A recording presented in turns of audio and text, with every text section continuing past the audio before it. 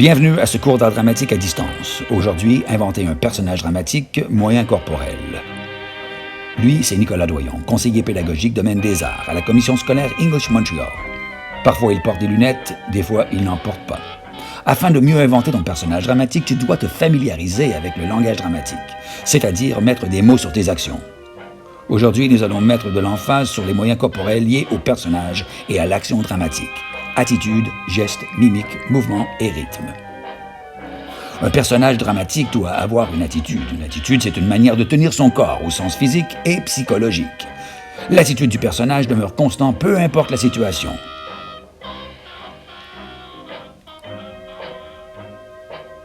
Le geste est un mouvement corporel, contrôlé par l'acteur qui sert à exprimer ce que le personnage veut et ce qu'il ressent. Le geste apparaît et disparaît. Mais attention, l'attitude demeure.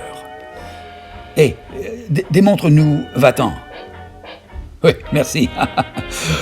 Une mimique est un geste combiné, un sentiment exprimé avec une expression faciale. Ici, le personnage se sent heureux, il exprime sa gratitude et son geste suggère qu'il accepte un cadeau. Le mouvement comprend le déplacement du personnage dans l'espace scénique.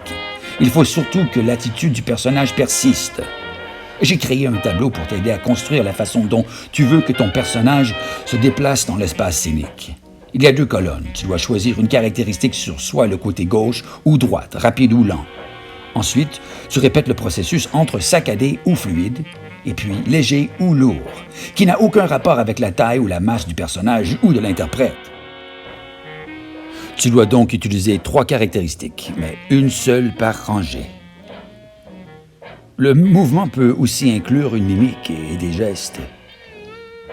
Remarque bien que l'attitude du personnage est toujours présente.